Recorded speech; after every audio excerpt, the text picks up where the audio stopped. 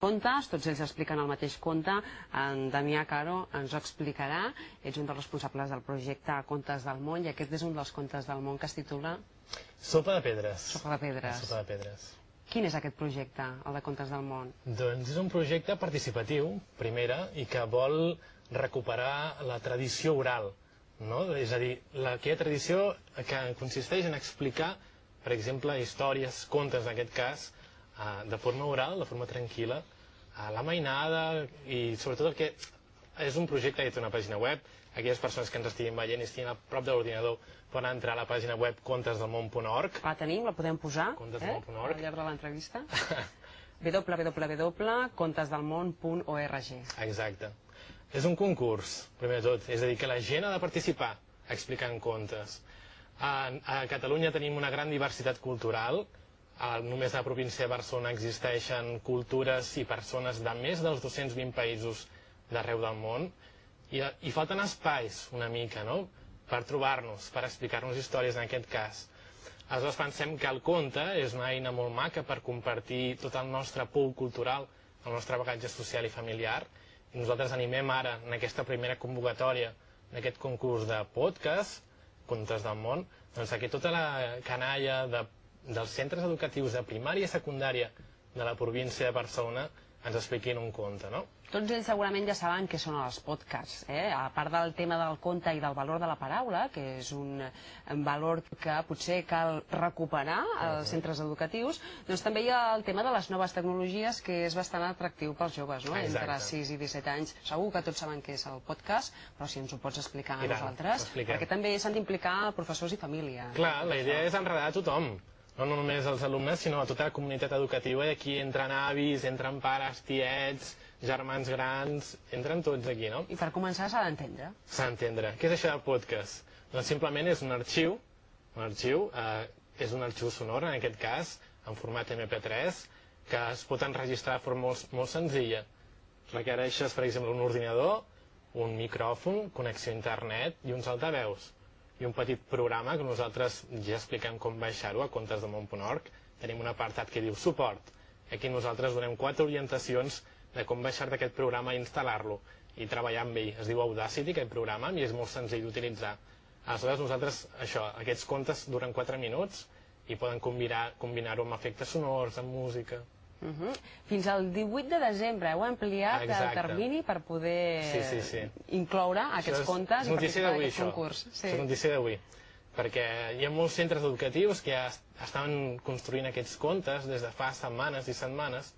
Aleshores, per exemple, ja hem rebut contes de Badalona, hem rebut contes de Castelldefels, de Sant Iscle, de Vallalta, de l'Hospitalet sabem que també n'estan treballant, de Barcelona, sabem que a Castelldefels també ho estan fent, a Rubí també ens han enviat contes. Quants heu rebut fins ara? Uns quants. Uns quants? No pots quantificar-los? No ho puc quantificar, perquè clar, potser mentre estem parlant estem rebent. Quants espereu? Fins al dia 18? No ho sé, no m'agradaria dir una xifra, però uns quants. Per ser la primera convocatòria ja n'hem rebut uns quants, estem força contents.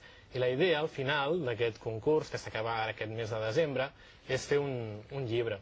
Amb tots aquests contes que ens estan compartint ara, fer un llibre, i aleshores que aquella canalla que ha participat pugui tenir a casa seva aquest material tan valuós i fins i tot amb un CD d'àudio que també es puguin escoltar, no? Recuperar tradicions, educar la tolerància, entendre altres països, altres cultures, altres maneres de parlar, altres maneres de menjar, altres maneres d'entendre el món, no? Tot això seria el que busqueu. Tot això. Nosaltres diem que amb contesdelmón.org intentem posar les noves tecnologies de la comunicació, això que dèiem podcast, al servei de la cultura popular.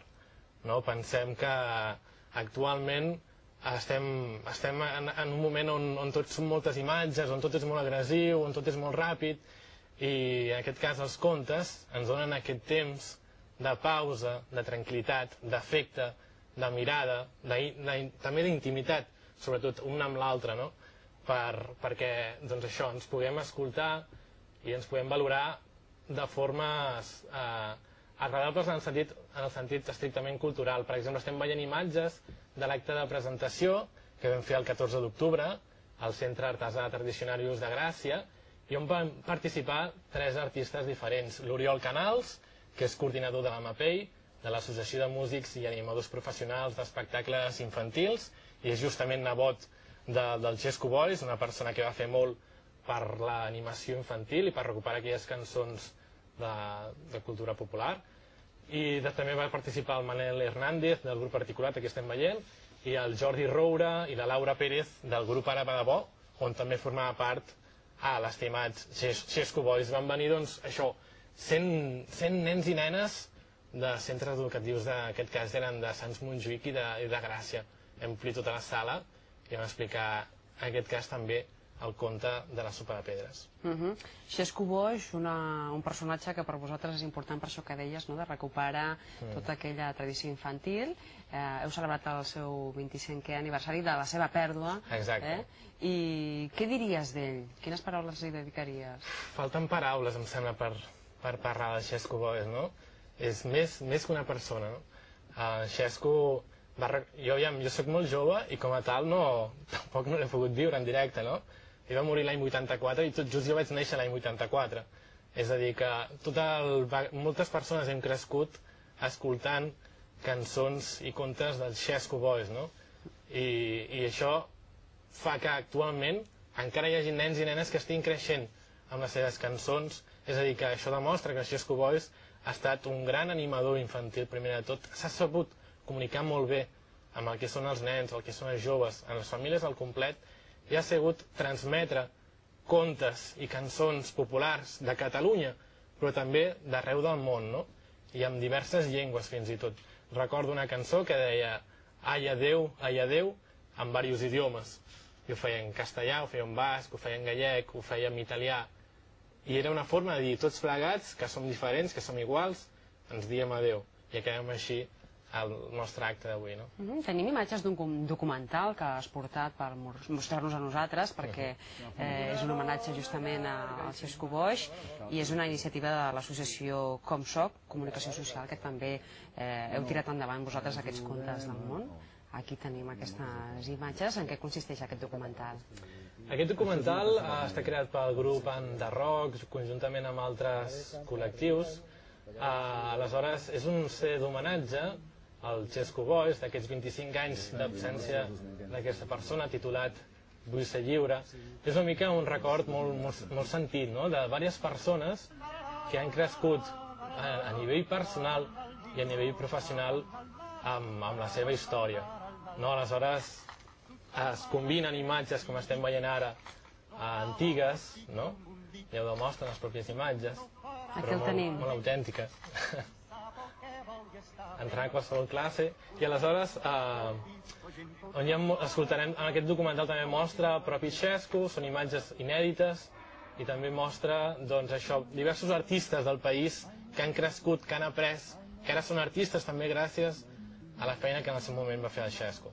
Per què és tan important recuperar la tradició oral, la tradició musical? Perquè, de fet, és una barreja tot plegat, no? El llenguatge també és música, no? Sobretot quan és parlat. Clar. Hi ha companys, com per exemple l'Oriol Canals, que fa un espectacle que es diu Canta i conta, no? És a dir, que juga amb les paraules de contar i cantar. És a dir, tu pots cantar un conte i pots contar una cançó, per exemple, no? Fa aquest joc de paraules. I és molt important, primer de tot, recuperar ja de si la cultura popular, no? I compartir-la. I compartir-la, perquè són coses molt nostres, que venen directament, com aquí qui diu, de les arrels, i que estan xupant l'aigua de la terra, no? És a dir, que els pobles de la terra com a tal tenen cultures, i tenen cultures que moltes vegades són mil·lenàries. A vegades parlem de cultures de la Xina com cultures mil·lenàries i ens veiem les imatges dels samurais. Bueno, potser no fa falta veure les imatges dels samurais, però sí que hi ha realment cultures i contes, en aquest cas, que venen des de saber d'on, no? D'arreu. Si mirem cap al nostre passat, cap a la nostra història. I són contes que expressen la forma a vegades de sentir i de pensar del nostre poble, en aquest cas, no? I són contes que transmeten valors humanistes, de tolerància, de convivència. I pensem que tothom sap un conte, en aquest cas, que és el que pretenem en aquest concurs de contes del món, i que ens l'expliquin. L'idioma vehicular, per a les persones que vulguin participar, que encara esteu a temps, us recordem, fins al 18 de desembre, ha de ser el català, tot i que també accepteu que s'utilitzin altres llengües si tenen un sentit i si a més es poden entendre d'alguna manera, no? Sí. Com estem en un país, en aquest cas Catalunya, on l'educació s'imparteix en llengua catalana, doncs com a tal seguim el mateix exemple, bon exemple, i aleshores doncs, aquests 4 minuts del conte estan fets en català i ja hem rebut alguns fragments, per exemple, en àrab, no?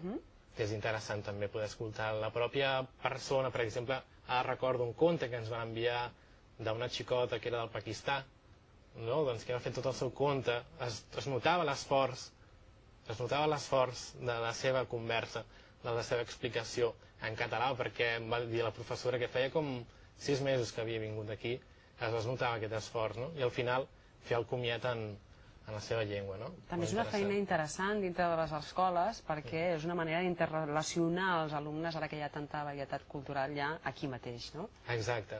Sí, és que és això, no? Moltes vegades ens costa de preguntar a aquella persona que més o menys veiem diferent, però en definitiva tots som iguals i tots ens agrada que ens atenguin primer l'atenció, no? L'oïda, i com a mínim ens permetin expressar-nos i rebre l'atenció suficient per escoltar.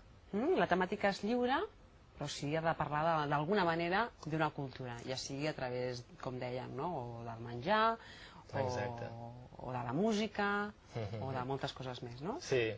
Els contes que estem rebent han de fer referència a una cultura, a un poble de la terra com a tal, i per tant aquesta és l'única limitació. Aquí em sembla que entren totes les històries que vulguis, no? Sempre que ho territorialitzis una mica i que parlis en algun sentit, no?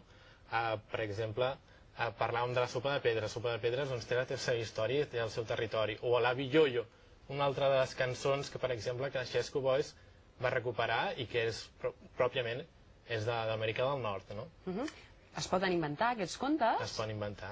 Es poden recuperar d'alguna manera, però sobretot que no es vulneri els drets d'autor, no? Exacte, sí. Han de ser contes populars, bàsicament.